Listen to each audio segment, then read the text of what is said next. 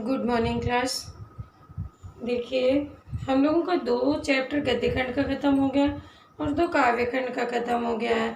आज हम लोग अपना गद्य खंड का 3rd चैप्टर स्टार्ट करने जा रहे हैं, जिसका नाम है काले मेघा पानी दे और इसके लेखक हैं धर्मवीर भारती जी।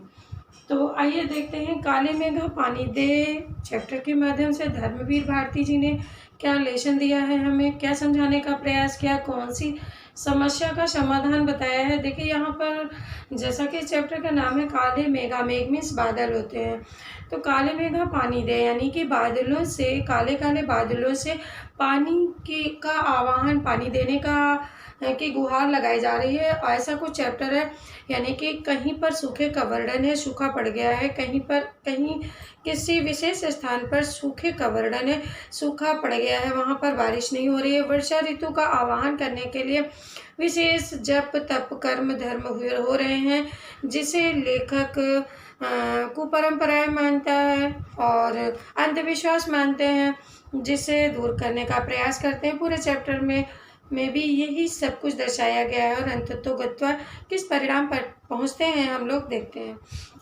देखिए, उन लोगों के 2 नाम थे, इंद्रसेना या मेढक मंडली।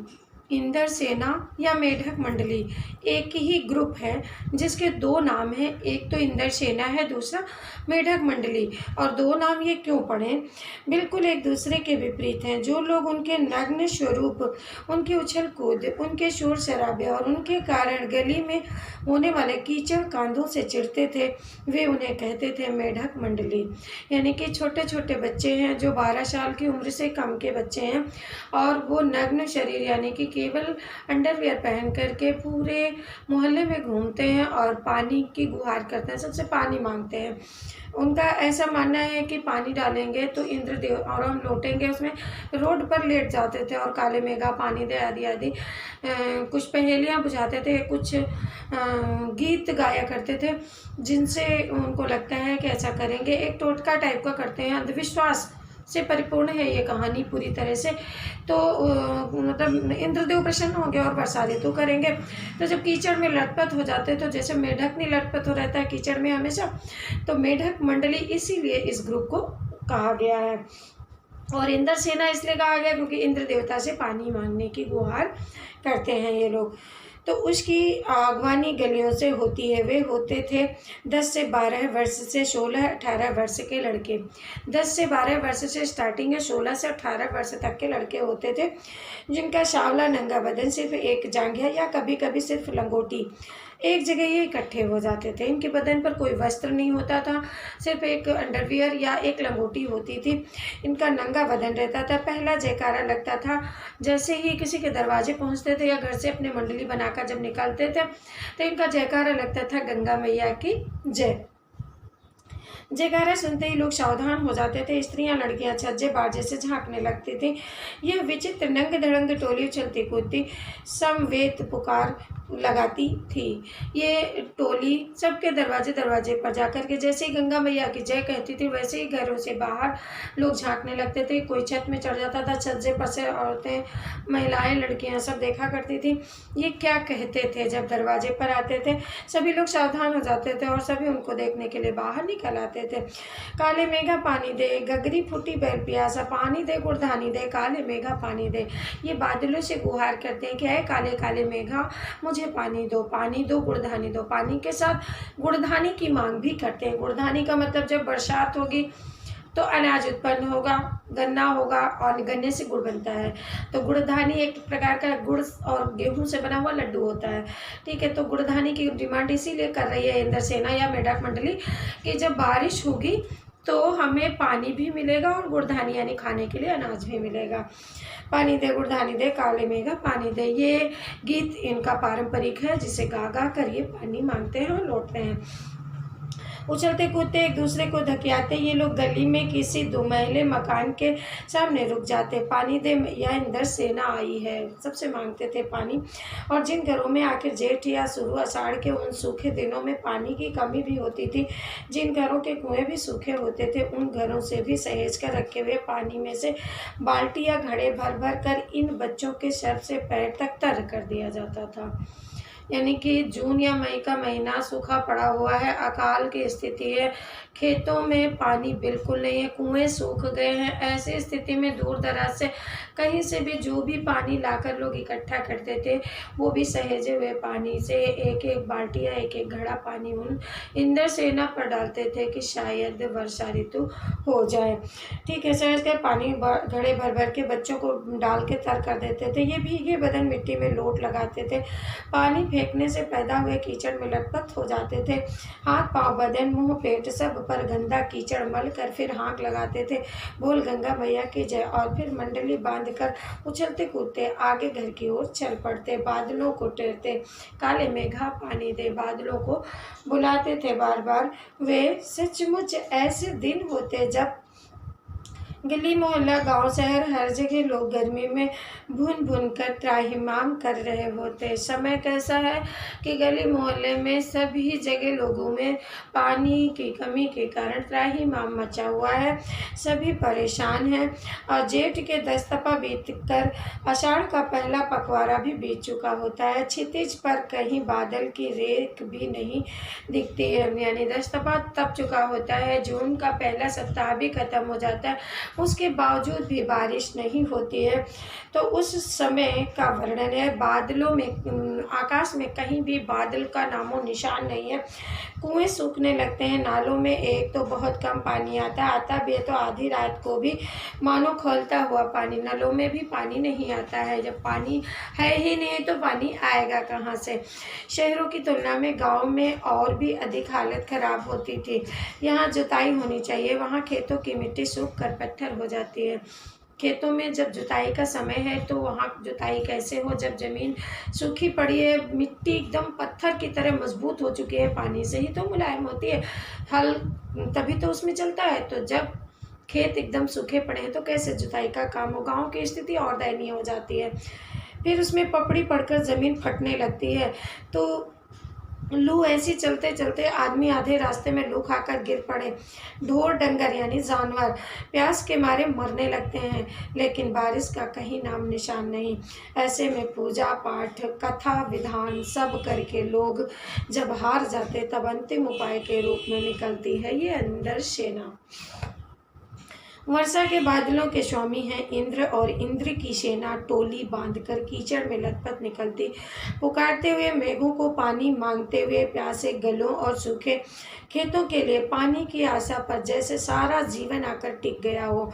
बस एक बात मेरी समझ में नहीं आती थी कि जब चारों ओर पानी की इतनी कमी है तो लोग घर में इतनी कठिनाई से इकट्ठा करके रखा हुआ पानी बाल्टी भर भर कर इन पर क्यों फेंकते हैं। यहाँ से लेखक का तर्क आता है।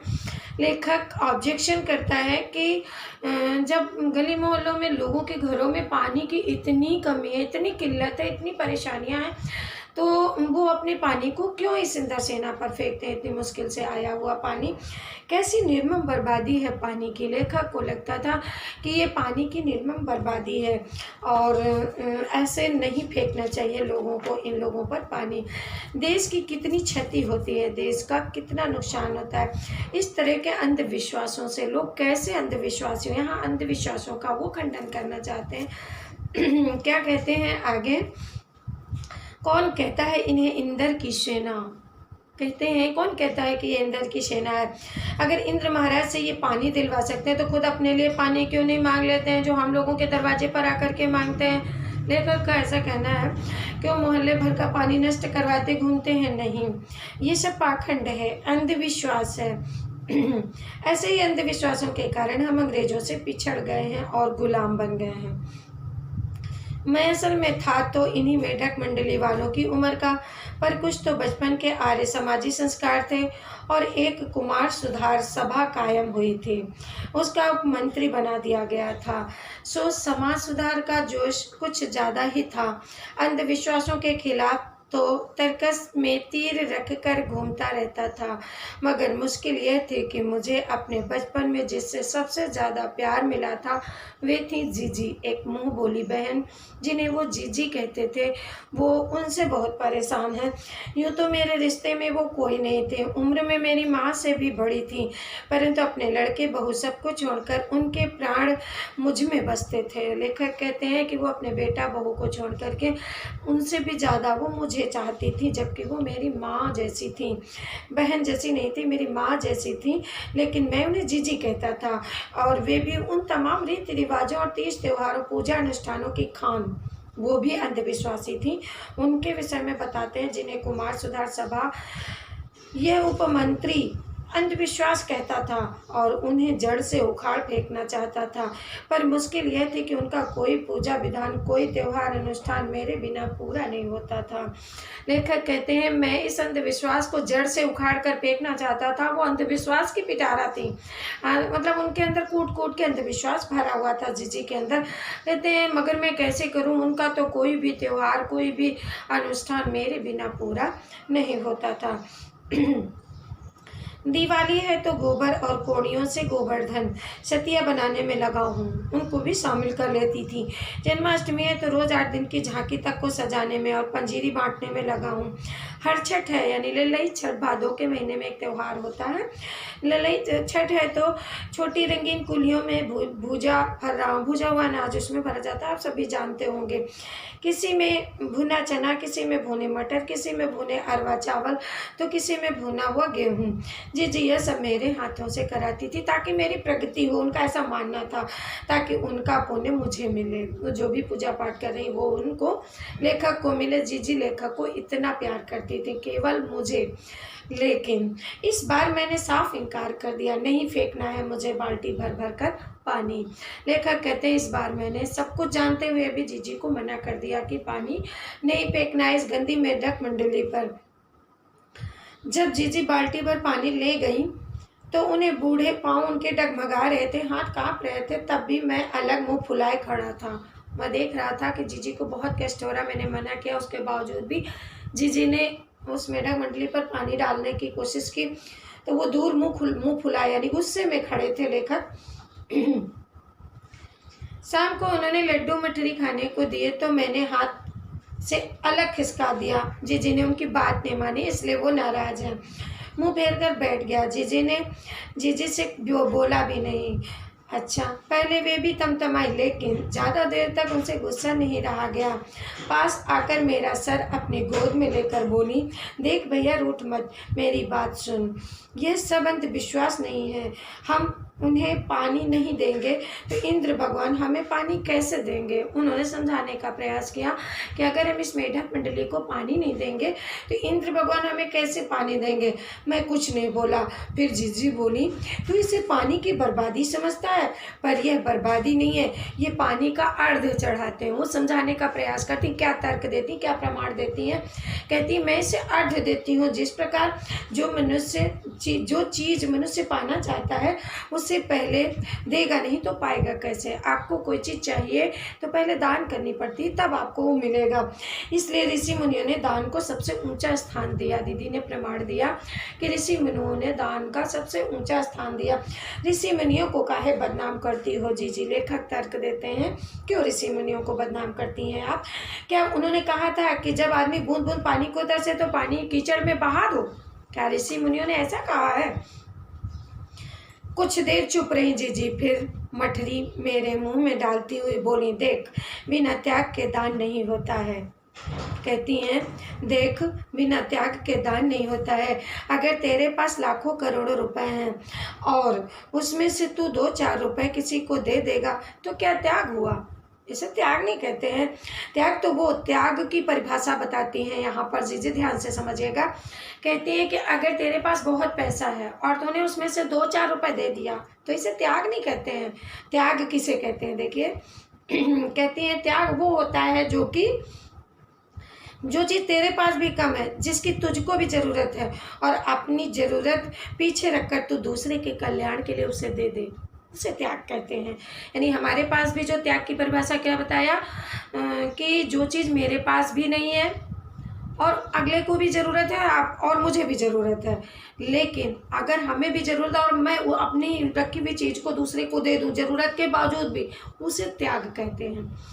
तो दान तो वह होता है उसी का फल मिलता है। अच्छा, फल वल कुछ नहीं मिलता, सब ढकोसला है। लेखक ने फिर तर्क दिया। मैंने कहा, पर कहीं मेरे तर्कों का किला पस्त होने लगा था, मगर मैं भी जिद पर अड़ा था। लेखक कहते हैं कि मेरे तर्क का किला पस्त होने लगा था, अर्थात मैं हारने लगा था जीजी के तर्कों के सामने, लेकिन फिर भी मैं अडिग था, मैं हारने वाला नहीं हूँ।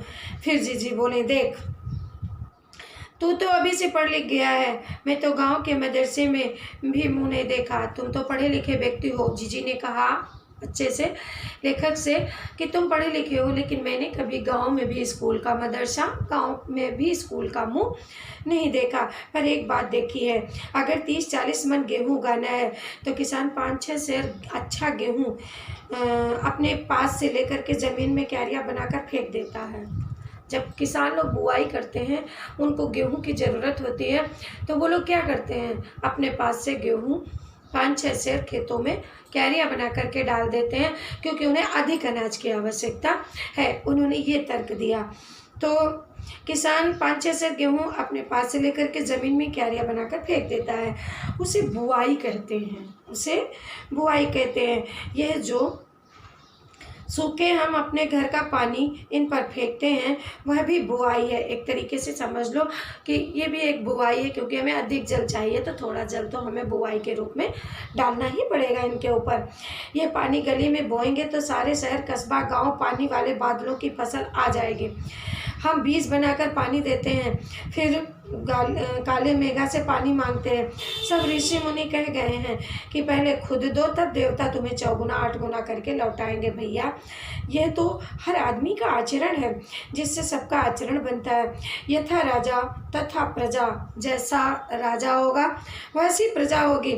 सिर्फ यही सच नहीं है, सच यह भी है कि यथा प्रजा तथा राजा, अगर प्रजा अच्छा कार्य करेगी तो राजा भी अच्छा कार्य करेगा। यथा राजा तथा प्रजा, सिर्फ यही सत्य नहीं है, सच ये भी है कि यथा प्रजा तथा राजा, जैसी प्रजा होगी वैसा राजा होगा। यही तो गांधी जी महाराज कहते हैं कि जीजी का एक लड़का राष्ट्रीय आंदोलन में पुलिस की लाठी खा चुका था, तब से जीजी गांधी महाराज की बात अक्सर करने लगी थी। लेखक कहते हैं उनका एक बेटा राष्ट्रीय आंदोलन में पुलिस के द्वारा लाठियां खा चुका था, तब से जीजी गांधी जी का बड़ा प्रवचन देती हैं। इन बातों से को आज 50 से ज़्यादा वर्ष हो गए हैं, परंतु ज्यों के तो मन पर दर्ज है। कभी कभी कैसे कैसे संदर्भों में ये बातें मन को कचोट जाती हैं। हम आज देश के लिए करते क्या हैं? हम आज, गांधी जी ने देश के लिए इतना कुछ किया, लेखक कहते हैं हम देश के लिए आज क्या करते हैं। मांगे हर क्षेत्र में बड़ी बड़ी हैं, हर जनता कितना डिमांड करती है, लेकिन त्याग का कहीं नामो निशान नहीं है। कोई त्याग नहीं करना चाहता। त्याग क्या है? अभी मैंने बताया कि जो चीज़ मेरे पास कम है और उसकी किसी अगले को भी ज़रूरत है, फिर भी हम उसे दे दें, उसे त्याग कहते हैं।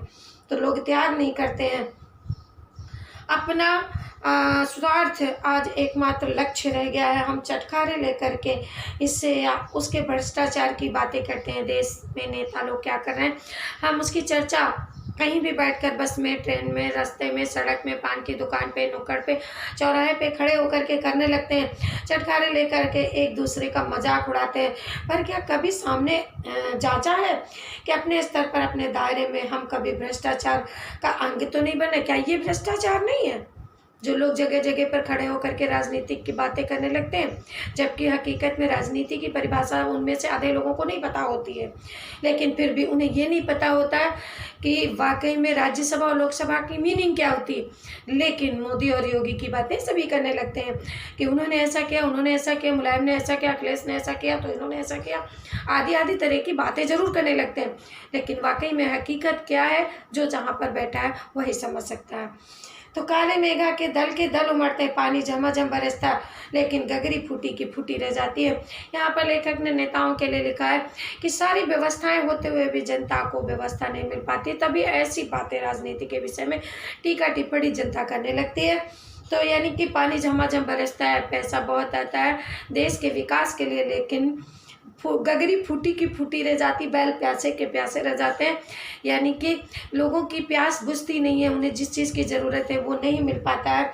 तो बैल प्यासे के आखिर कब बदलेगी यह स्थिति, आखिर कब बदलेगी स्थिति। कुल मिलाकर के लास्ट में लेखक ने देश के स्वाधीनता के विषय में कुछ व्यंग किया है। लास्ट में उन्होंने कहा कि पानी बरसता है, गगरी फिर भी फूटी की फूटी रह जाती है। पानी झमाझम बरसता है, लेकिन लोगों तक जिसको जिस चीज़ की आवश्यकता है वो सरकार के द्वारा नहीं प्राप्त होती है।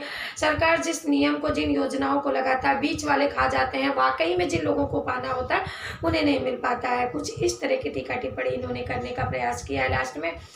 और कहते हैं कि जीजी ने किस तरह से तर्क दिया कि अगर हमें जल चढ़ाना है तो आरती के रूप में पहले हम जल चढ़ाएंगे, तभी सूर्य भगवान हमें देंगे, या हम खेतों में गेहूं बोएंगे थोड़े से, तभी हमें अधिक गेहूं मिलेंगे।